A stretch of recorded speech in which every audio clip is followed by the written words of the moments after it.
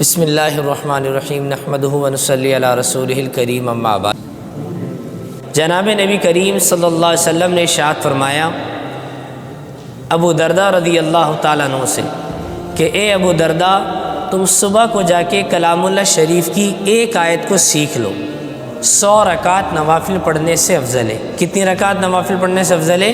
100 رکعت۔ اور علم کا ایک باب سیکھ لو تو 1000 رکعت نوافل پڑھنے سے افضل ہے۔ علم کا ایک باب سیکھ لو، 1000 رکعت نوافل پڑھنے سے افضل ہے۔ محدثین فرماتے ہیں اس حدیث کے ذیل میں کہ علم کے باب میں ایک مسئلہ بھی آتا ہے کہ اگر کسی شخص نے ایک مسئلہ سیکھ لیا تو 1000 رکعت نوافل پڑھنے سے افضل ہے۔ اور اس کی وجہ کیا بیان کرتے ہیں؟ دیکھیے، نوافل پڑھنا کتنا آسان ہے۔ ایک انسان ہے 10 رکعت نوافل پڑھتا ہے، صبح شام کی نمازیں پڑھتا ہے، اگر اس کا قرآن صحیح نہیں ہے تو اس کی نماز قبول ہوگی؟ بتائیے آپ۔ جی نہیں ہوگی۔ اسی طرح ایک انسان ہے، وہ نماز کا تو اہتمام کرتا ہے، حج بھی کرتا ہے، عمرہ بھی کرتا ہے، روزہ بھی رکھتا ہے، زکوٰۃ بھی دیتا ہے، سارے دین کے فریضے کو ادا کرتا ہے، لیکن اس کو ان فریضے کو ادا کرنے کے جو مسائل ہیں اس کو علم نہیں ہے۔ جیسے وضو ہے، اس کے 4 فرائض ہیں، ان 4 فرائض میں سے کسی فرض میں کمی رہ گئی تو اس کی نماز صحیح نہیں ہوگی۔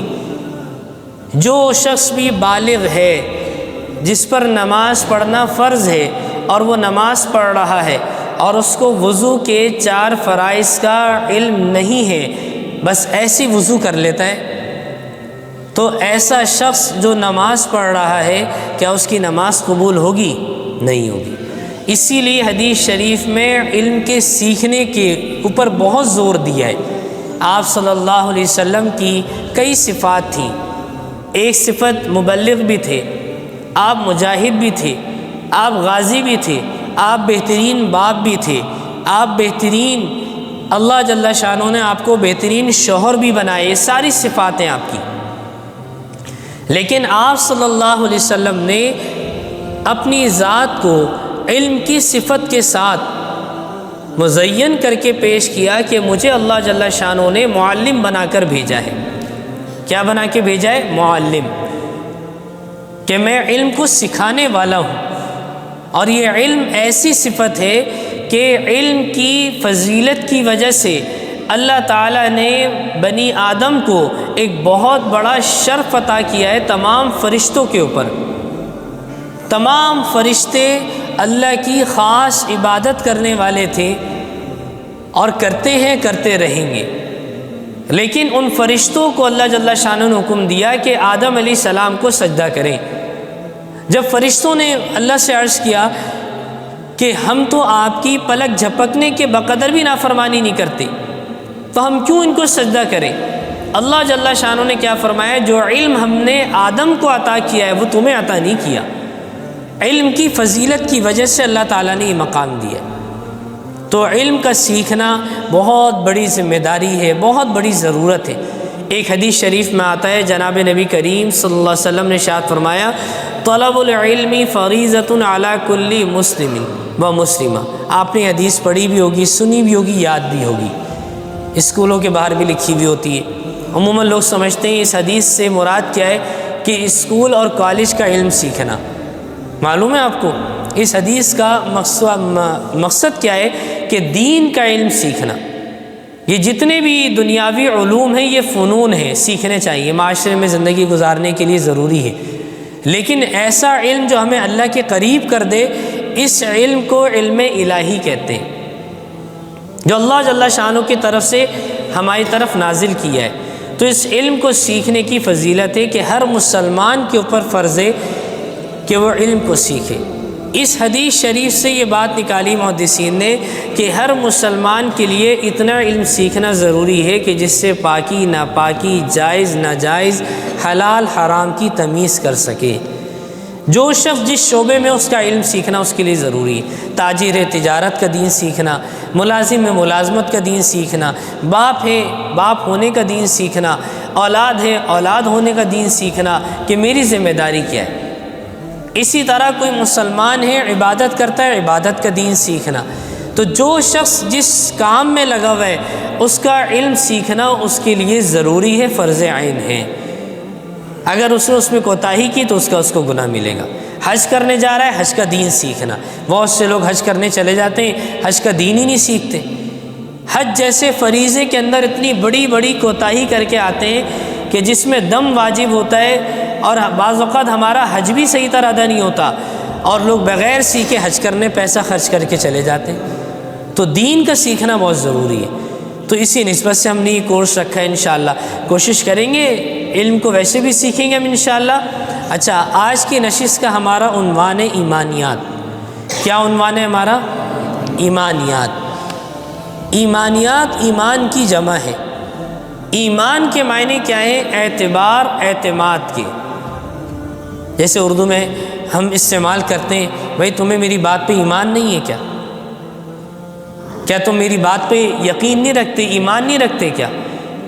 ایمان کے معنی اعتبار اور اعتماد کے ہیں، جس کا لفظی ترجمہ ہے. اور ایمانیات ایمان کی جمع ہے.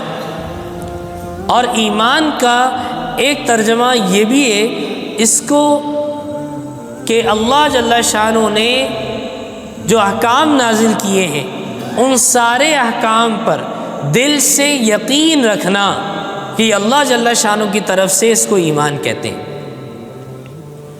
اور ایمانیات میں سب سے پہلا شعبہ جو ہمارا ہے، سب سے بنیادی ایمانیات کا جو حصہ ہے انہیں عقائد کہتے ہیں. عقائد عقیدے کی جمع ہے. عقیدہ گرہ کو کہتے ہیں، گرہ جسے لگاتے ہیں نا ہم، گرہ.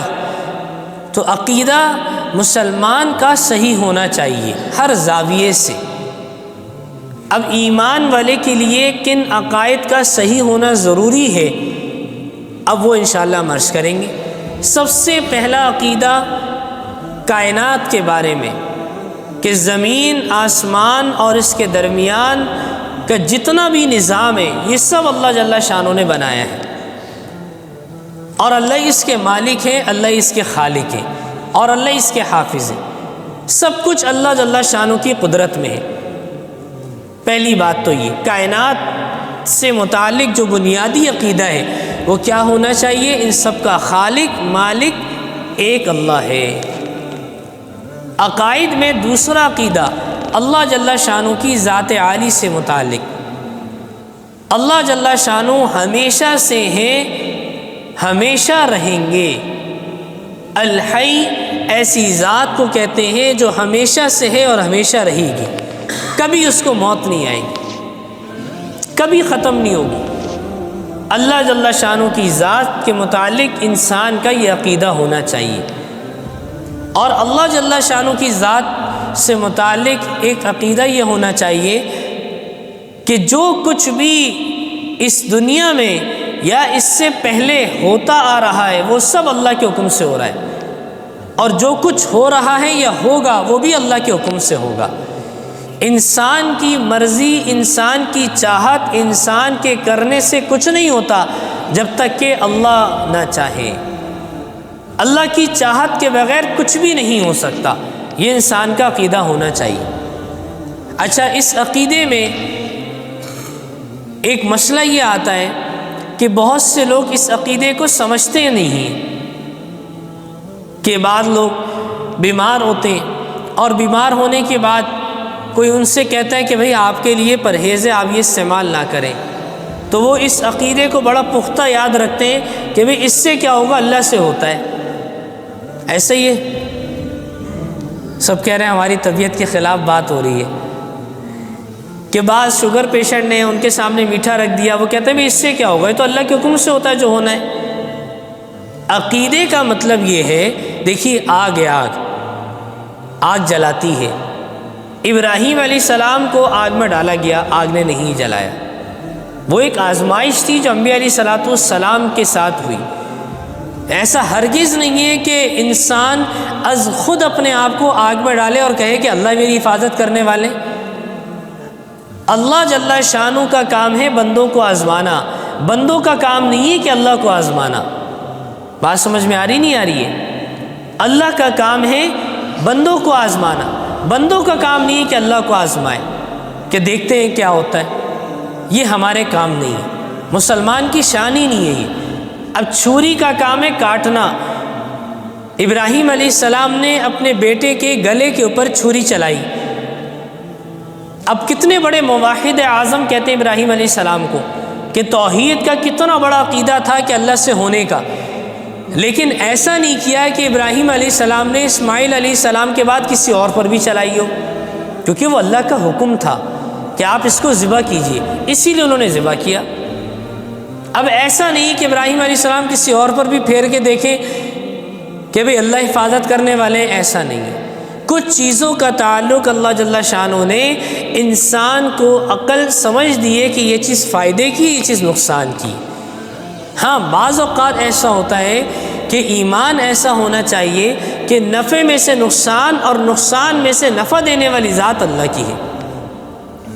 ہاں اختیار اللہ جل شانہ نے دیا ہے کہ سب کچھ اللہ کے حکم سے ہوتا ہے، اس میں کوئی شک نہیں ہے، لیکن یہ خاص اشخاص کے لیے ہے کہ وہ ان ولایت کا ایک درجہ ہے نا، تو وہ ان چیزوں کو اختیار کرتے ہیں۔ بعض لوگ جان بوجھ کے بہت ساری چیزوں کو چھوڑ دیتے ہیں۔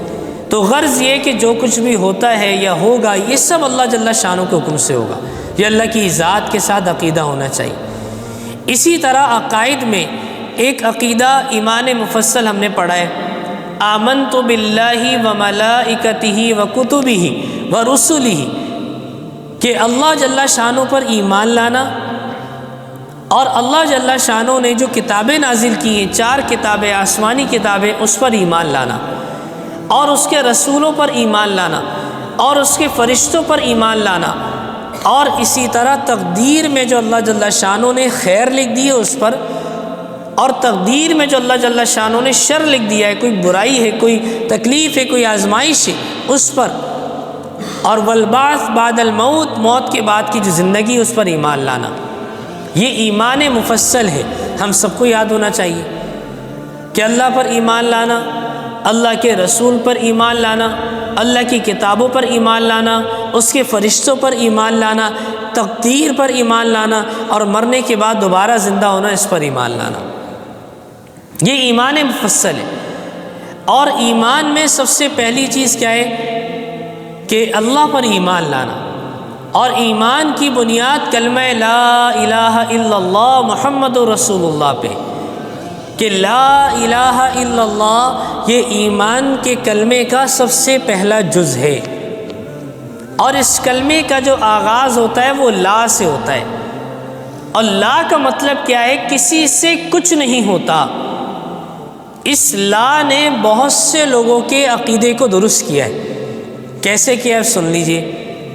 اس لا نے بہت سے لوگوں کو وہم سے نکالا کہ بہت سارے توہمات کا لوگ شکار ہو جاتے ہیں، بدشگونی نکالتے ہیں، بدفعلی نکالتے ہیں کہ بھئی یہ کام کر لیا تو ایسا ہوگا، کالی بلی گزر گئی تو ایسا ہوگا، کسی شخص کی شکل دیکھ لی تو آج کا دن ایسے گزرے گا، یا کسی شخص نے مجھ پہ جادو کرا دیا ہے، یا کسی شخص نے مجھ پہ جنات حاوی کر دیے، یا کوئی اثرات مجھ پر حاوی ہو گئے۔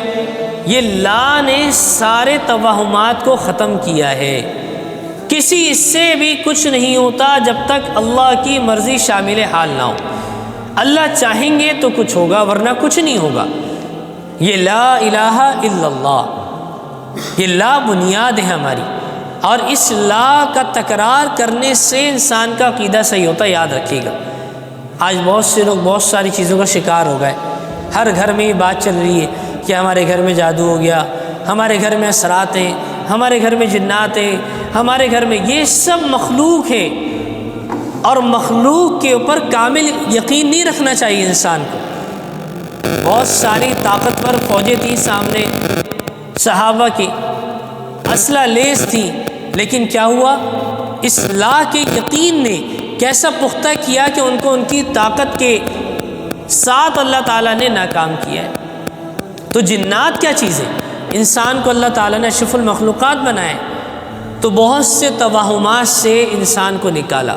اصلاح نے بت پرستی سے نکالا، عرب میں بہت سے بت سے اور لوگوں کا عقیدہ تھا فلاں بت یہ دیتا ہے، فلاں بت یہ دیتا ہے، فلاں بت یہ دیتا ہے۔ اصلاح نے بتایا لا الہ الا اللہ، اللہ کے سوا کچھ نہیں ہوتا، اللہ جو چاہتے ہیں وہ ہوتا ہے۔ آج دیکھیے ہم سب موجود ہیں، ہم سب بیٹھے، کل کتنا خوف تھاری تھا کہ آج جمعے کا دن کیسے گزرے گا، کیا ہوگا، کیسی طوفانی بارش ہے، کیا ہوگا کیا نہیں ہوگا، جبکہ قرآن کریم نے واضح فرما دیا کہ ان چیزوں کا علم اللہ کے سوا کسی کے پاس ہے ہی نہیں، جن میں ایک سب سے بنیادی علم کیا ہے کہ بارش کب اور کہاں کیسے کتنی نازل ہونی ہے، یہ سب چیزوں کا علم تو اللہ کے پاس ہے۔ ہاں ٹھیک ہے، اللہ نے عافیت فرمائی ہے، اس پہ اللہ کا شکر ادا کرنا چاہیے۔ بعض لوگ تکبر میں آ کے کہتے ہیں کیا ہوا بھائی، دیکھا ان کی باتیں ایسی ہوتی ہیں، فضول ہوتی ہیں، خامخواہ ڈرامے بازی کرتے ہیں، محکمہ موسمیات والے ہمیں ڈرا دیتے ہیں، بارش تو اتنی تیز بتائی تھی ہوئی نہیں۔ بھائی اللہ نے نہیں برسائی، اس میں کوئی عافیت ہوگی، اس پہ شکر ادا کرنا چاہیے کہ اللہ آپ نے ہمیں آزمائش سے بچا لیا، آزمائش مانگنی نہیں چاہیے، آ جائے تو اس پہ صبر کرنا چاہیے۔ آج دیکھیے گا جو لوگ کل کہہ رہے تھے کچھ نہیں ہوگا کچھ نہیں ہوگا، وہ آج خوش ہوں گے، تکبرانہ انداز میں باتیں کر رہے ہوں گے، کہیں گے کیا ہوا، کچھ بھی نہیں ہوا۔ نہیں، یہ تو اللہ کی مرضی ہے، اللہ جو چاہیں گے وہ ہوگا۔ اور اسی طرح اس بات کی یقین کہ اصلاح نے بہت سے توہمات سے نکالا، بہت سے لوگوں کو بت پرستی سے نکالا، اور اصلاح نے اس عقیدے کو درست کیا کہ اللہ جل شانہ کے ارادے کا نام موجود ہے۔ کیا ہے؟ اللہ کے ارادے کا نام موجود ہے۔ تو اللہ کی ذات عالی سے متعلق عقیدہ، دو باتیں ہو گئی ہماری۔ پہلی بات کیا ہے؟ کائنات کے عقیدے، کائنات سے متعلق عقیدہ، اور دوسری بات اللہ جل شانہ کی ذات عالی سے متعلق عقیدہ۔ تیسرا عقیدہ کیا ہے؟ فرشتوں پر ایمان لانا کہ فرشتے اللہ جل شانہ کی بنائی ہوئی مخلوق ہیں اور اللہ کی عبادت میں مصروف ہیں۔ بعض فرشتوں کو اللہ تعالیٰ نے بعض احکام سپرد کیے ہوئے، ان کے ذمے کچھ کام ہیں، وہ اپنے اپنے کاموں میں مصروف رہتے ہیں۔ مشہور فرشتے ہمارے 4 ہیں، جن میں ایک فرشتہ ہم سب کو یاد رہتا ہے کہ اسرائیل علیہ السلام، جن کے ذمے کیا ہے؟ جسم سے روح نکالنا۔ اور بارش کے مامورات کس کے ذمے بھائی؟ جی آواز نہیں آ رہی، صرف اسرائیل علیہ السلام یاد ہے، جن کو بھول جاتے ہیں ہم شادی بیاہ میں، باقی دنوں میں یاد رکھتے ہیں۔ تو 4 مشہور فرشتے ہیں جن کے ذمے سارے کام ہیں۔ اسرافیل علیہ السلام قرب قیامت سور پھونکیں گے۔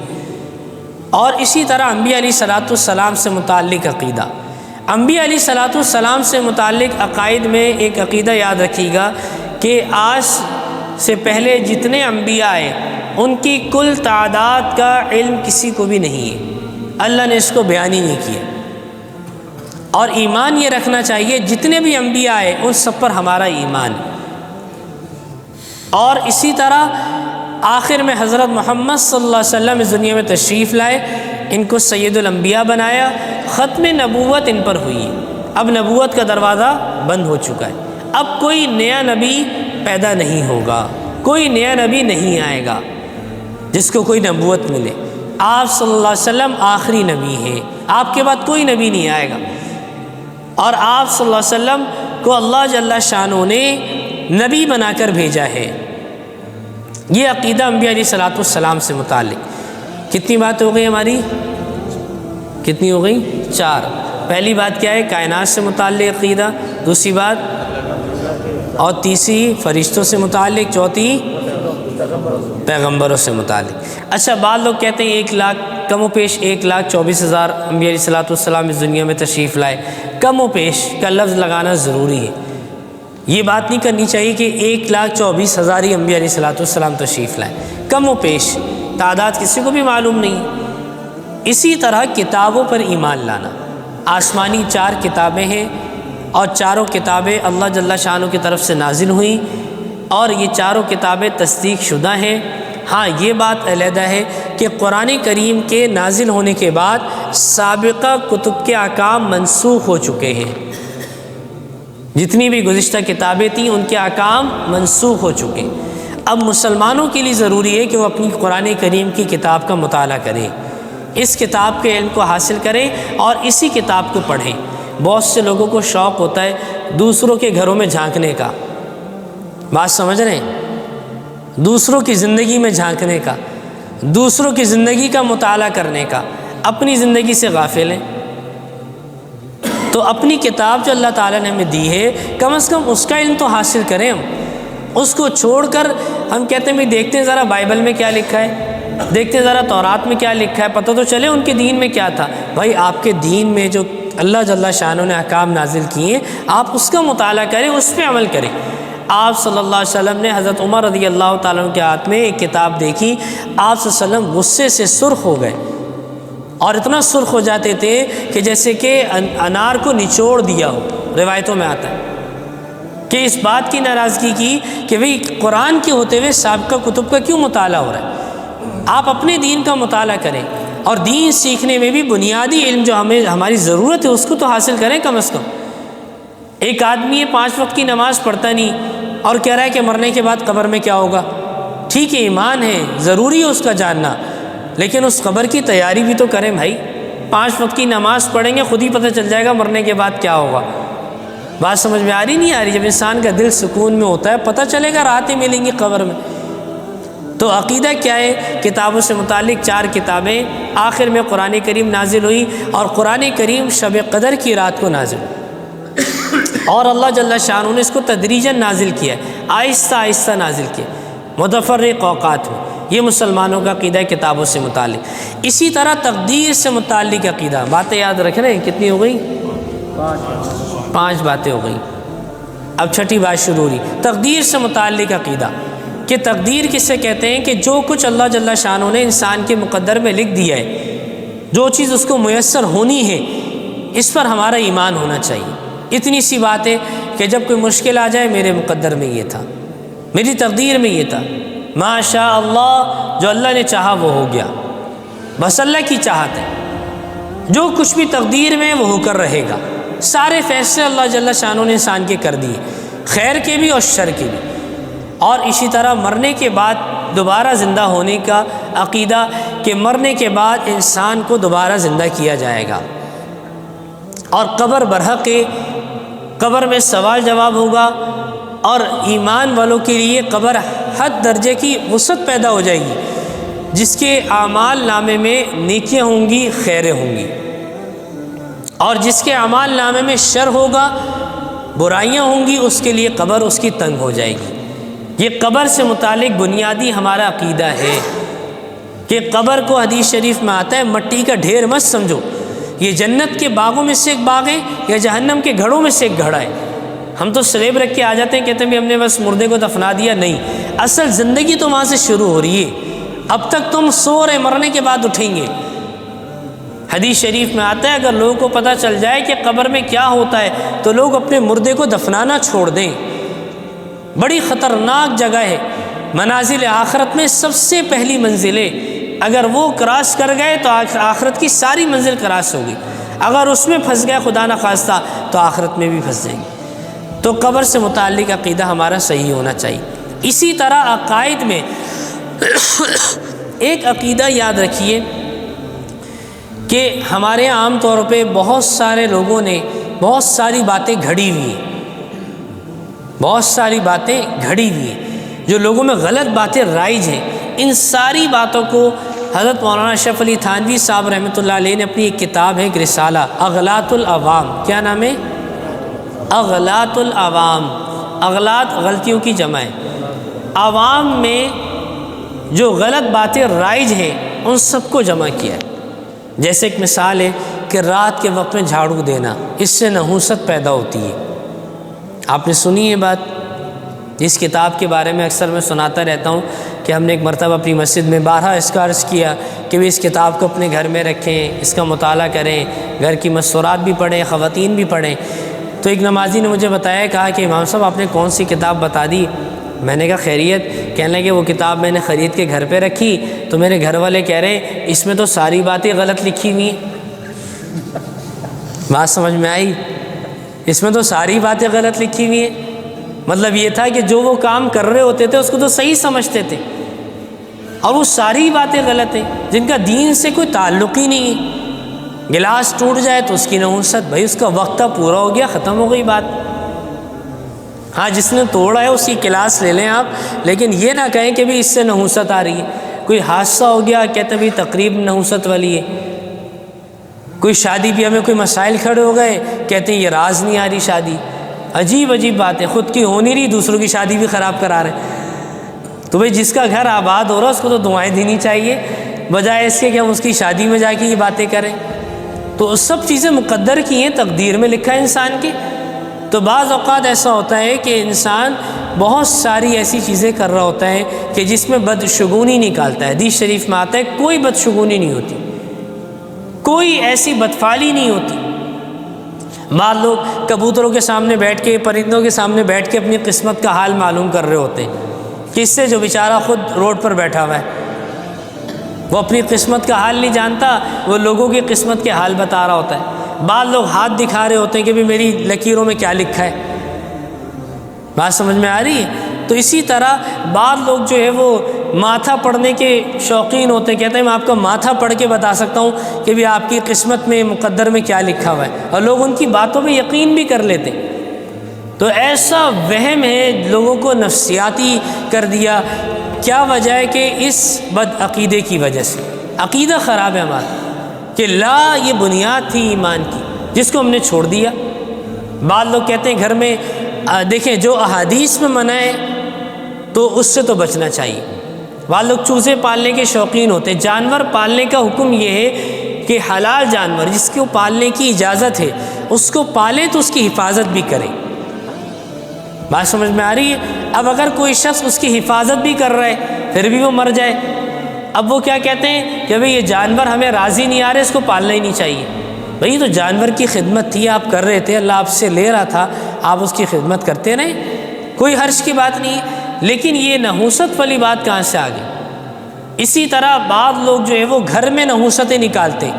ہاں حدیث شریف میں آتا ہے کہ اگر نحوست ہوتی تو 3 چیزیں جس میں نحوست ہوتی، بات سمجھ میں آ رہی؟ اگر نحوست ہوتی تو 3 چیزیں اس میں نحوست ہوتی، جس میں ایک شوم الدار کہ گھر کا تنگ ہونا بھی ہے، ایسا گھر جس میں وسعت نہ ہو، ایسا گھر جس میں وسعت نہ ہو یعنی کشادہ نہ ہو۔ ایک گھر ایسا ہوتا ہے جو چھوٹا ہوتا ہے لیکن اس میں اعمال کی ایسی رونق ہوتی ہے کہ گھر میں بیٹھنے کو جی چاہتا ہے۔ ایک گھر ایسا ہوتا ہے کہ جس میں اللہ کی نافرمانیاں ہوتی ہیں، وہ چاہے بڑا گھر کیوں نہ ہو اس میں انسان کا دل گھٹ رہا ہوتا ہے، تو یہ نحوست ہے اس گھر کی۔ اسی طرح زبان دراز عورت، کہ یہ اگر نحوست ہوتی تو اس عورت میں ہوتی جو زبان دراز ہے، تو نحوست سے تو بالکل ہی منع کر دیا کہ نحوست کسی چیز میں ہوتی ہی نہیں، یہ عقیدہ ہی صحیح نہیں ہے ہمارا۔ اسی طرح بعض لوگ صبح آفس کے لیے نکل رہے ہوتے ہیں، اور یہ بڑا عجیب بات ذہن میں آئی ہے کہ حدیث شریف میں آتا ہے کہ بندہ مجھ سے جیسا گمان رکھتا ہے میں اس کے ساتھ ویسا معاملہ کرتا ہوں۔ بڑی پکی حدیث ہے، بندہ مجھ سے جیسا گمان رکھتا ہے میں اس کے ساتھ ویسے ہی معاملہ کرتا ہوں۔ ایک آدمی گھر سے نکلا اور راستے میں کالی بلی آ گئی، اب اس کے دل میں یہ خیال آیا کہ آج کا دن تو میرا بڑا منحوس گزرے گا، آج کا دن تو میرا بڑا خراب گزرے گا۔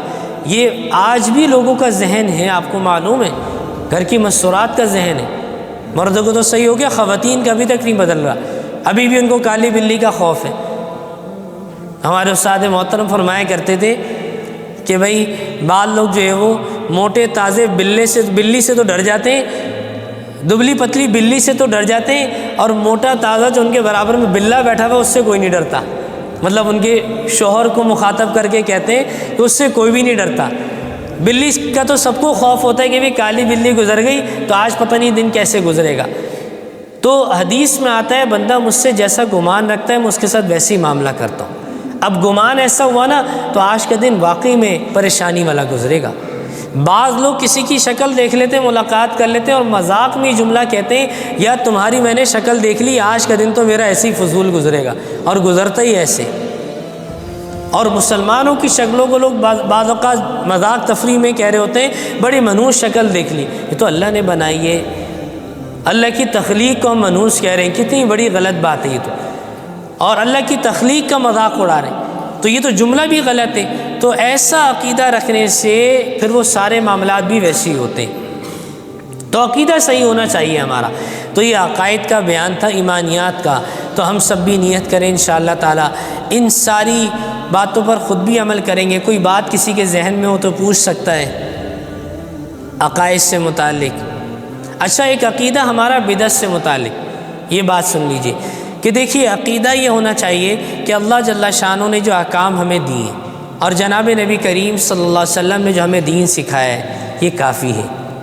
اب اس دین میں کسی نئی بات کا اضافہ کرنا اور اس کو دین کا حصہ سمجھنا، نہ کرنے والے کو ملامت کرنا، یہ بدعت کہلاتا ہے۔ بدعت کی تعریف کیا ہے؟ کہ دین میں کسی نئی بات کا اضافہ کرنا، دین میں کسی نئی بات کا اضافہ کرنا اور اس بات کو دین کا حصہ سمجھنا، نہ کرنے والے کو ملامت کرنا کہ بھئی اگر کوئی نہیں کرتا تو اس کو لوگ شرمندہ کرتے، ملامت کرتے، تو ایسا عمل یہ بدعت کہلاتا ہے۔ بات سمجھ میں آ رہی ہے؟ جیسے ہم سب علم دین سیکھنے کے لیے جمع ہوئے، اب یہ علم دین سیکھنا یہ قرآن حدیث میں اس شکل کے ساتھ نہیں آیا۔ بات سمجھ میں آ رہی ہے؟ ہاں، آپ صلی اللہ علیہ وسلم کا طریقہ ہے کہ آپ صحابہ کو علم دین سینہ بسینہ سکھاتے تھے، لیکن یہ پہلا ہفتہ، دوسرا ہفتہ، تیسرا ہفتہ، چوتھا ہفتہ، پانچواں ہفتہ یہ کہاں سے آ گیا بھائی؟ قرآن حدیث سے ثابت کریں۔ تو ہم کیا جواب دیں گے کہ بھئی یہ دین سیکھنے کی ایک شکل بنائیے اور یہ دین کا حصہ نہیں ہے، اور اگر کوئی اس میں شریک ہوتا ہے اچھی بات ہے، فائدہ ہوگا، نہیں ہوتا تو اس کو ملامت نہیں کریں گے ہم۔ یعنی اگر دین ہوتا تو اس کو چھوڑنے والا تو گناہ گار ہوگا نا بھائی، بات سمجھ میں آ رہی؟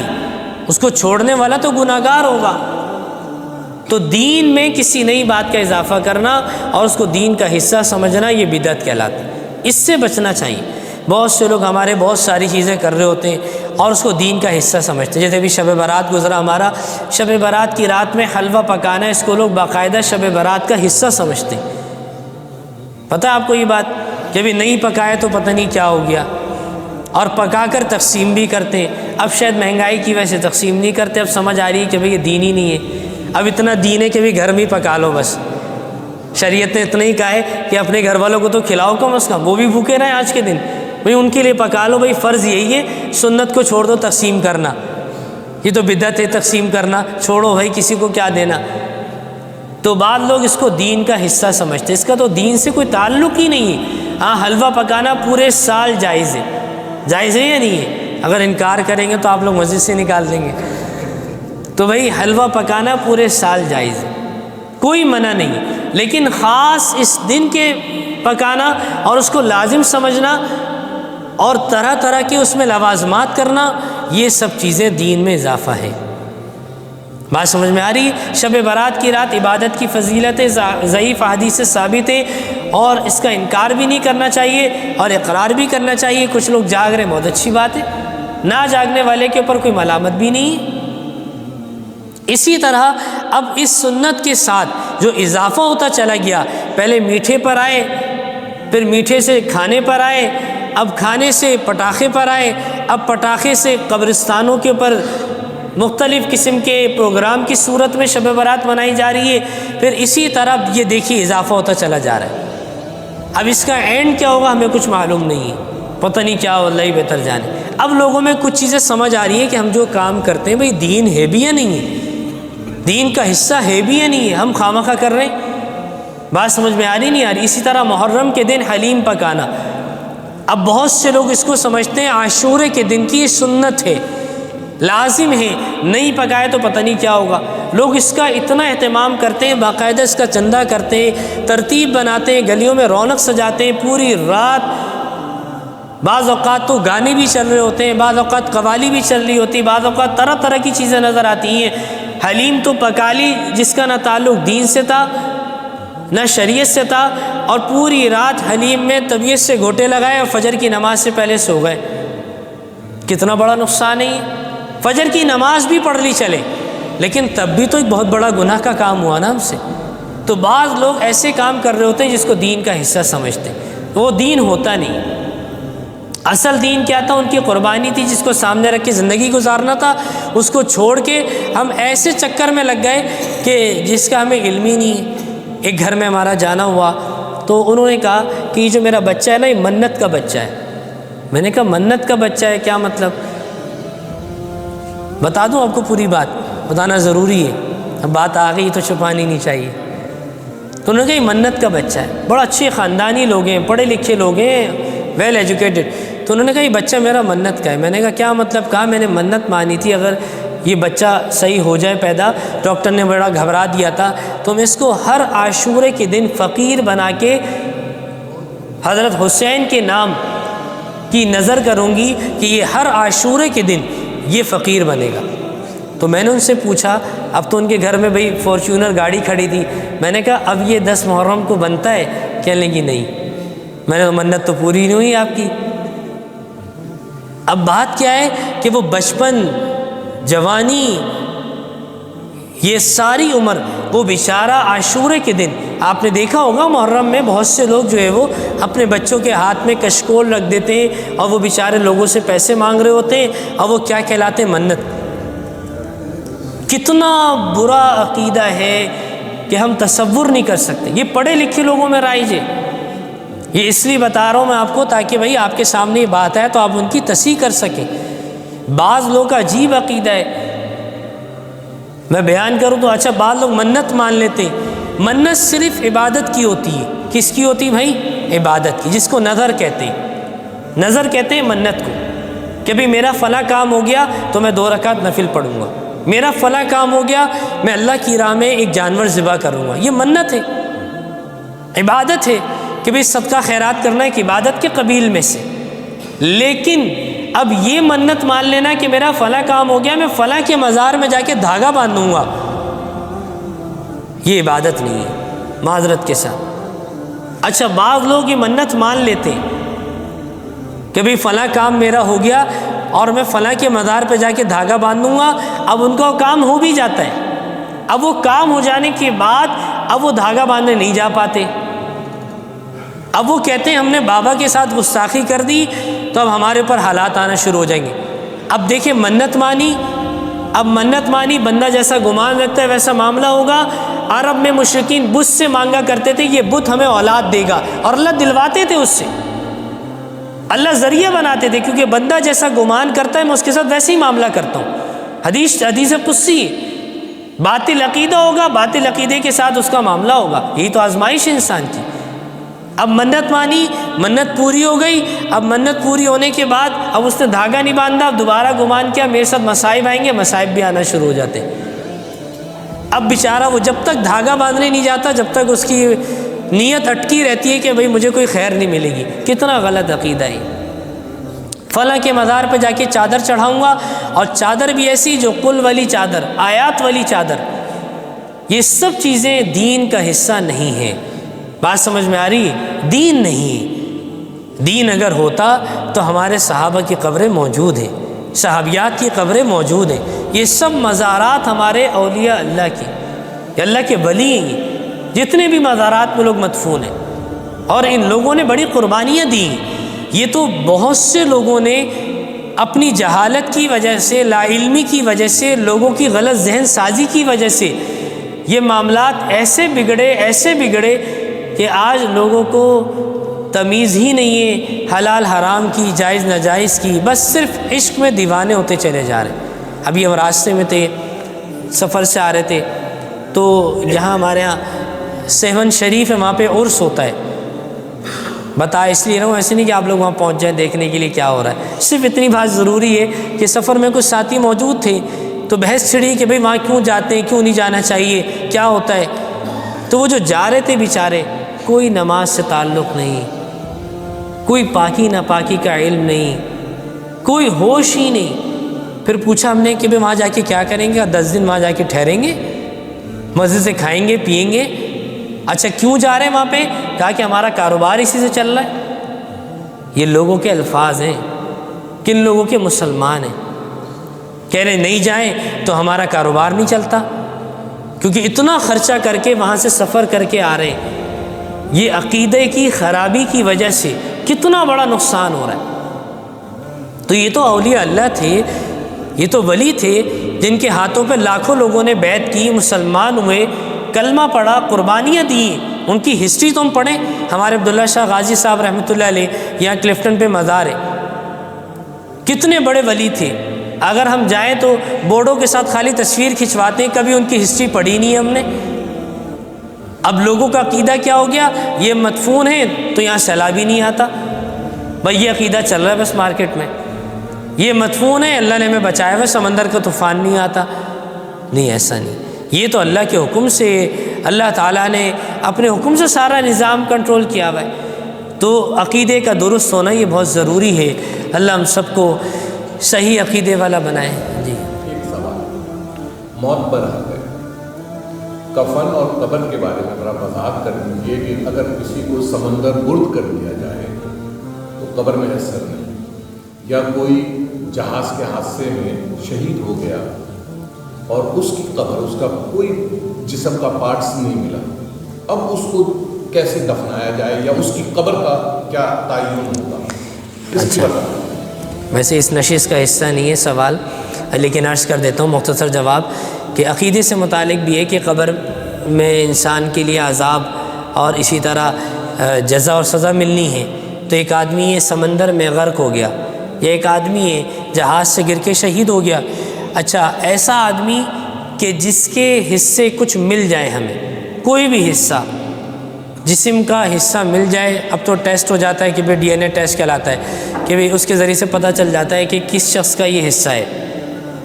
بلڈ ٹیسٹ سے پتہ چل جاتا ہے، یعنی باڈی کوئی نہ کوئی ایسی علامت ہوتی ہے، بعض اوقات کسی نہ کسی کے ساتھ جڑی ہوئی ہوتی ہے.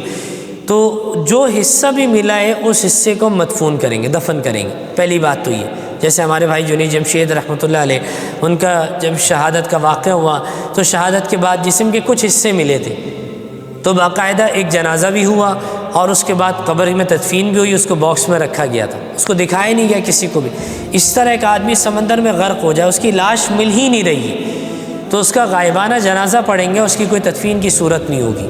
ہاں، جب بھی اس کی لاش باہر آتی ہے تو یہ عقیدہ ہونا چاہیے کہ کسی نہ کسی شخص نے اس کو دفن کر ہی دیا ہوگا.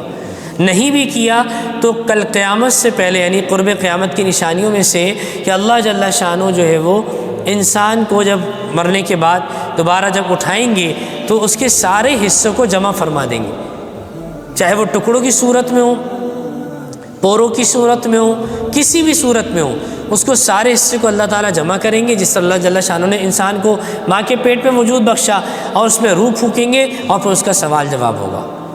تو یہ عقیدہ ہونا چاہیے مرنے سے متعلق. ٹھیک ہے انشاءاللہ. اچھا، ہم ایک چیز یہ ترتیب بنائی تھی ہم نے کہ ہماری جو نشست ہے، کہ اس نشست میں ہمارا جو دورانیہ 1 گھنٹے کا ہے. 8:30 بجے شاید ہماری کلاس شروع ہوئی، ایسے ہی ٹائم نوٹ کر رہے ہیں آپ لوگ؟ جی 8:30 بجے تقریباً نماز بات شروع ہوئی ہے ہماری. تو کل بھی عشاء کی نماز کے بعد ہماری کلاس ہوگی. تو کل جیسے ہمارے تعلیم ہوتی ہے، تعلیم کے بعد باقاعدہ اندر اسی جگہ پہ کلاس ہوگی، تو سارے احباب اس میں شریف ہوں.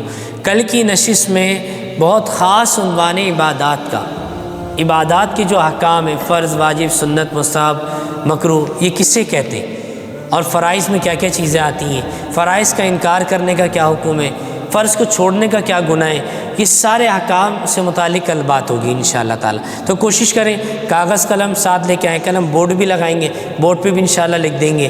اور ایک ترتیب یہ بنائی تھی کہ ہماری جو یہ نشست ہے اس کی ہم کچھ جماعتیں بنا دیں، یعنی 10 جماعتیں بنا دیں. ایک جماعت کا ایک ذمہ دار طے ہو، اور 45 منٹ کی ہماری کلاس ہو، اور 15 منٹ میں ہماری دہرائی ہو. یہ چیز صحیح ہے غلط ہے بتائیے؟ جی آج کے لیے صحیح ہے اور ہر نشست کے لیے صحیح ہے. دیکھیے 1 گھنٹے کا دورانیہ ہے نا، تو 1 گھنٹے کے دورانیہ میں یہ 10 جماعتیں جو ہماری بنیں گی وہ اس لیے بنیں گی کہ ایک ذمہ دار ساتھی ان باتوں کو محفوظ بھی کریں گے اور اس کے بعد آپس میں ان باتوں کا مذاکرہ بھی کر لیں گے، تاکہ یہ باتیں برائے باتیں نہ ہوں. ایسا نہ ہو کہ بھئی سن کے ہم بھول جاتے ہیں، بعض اوقات ایک دفعہ دہرا لیں گے تو بات اچھی ہو جائے گی. یا دوسری صورت یہ ہم اسی مجلس میں دہرا لیں، دوسری صورت ٹھیک ہے؟ جی بتائیے. جی امیر صاحب.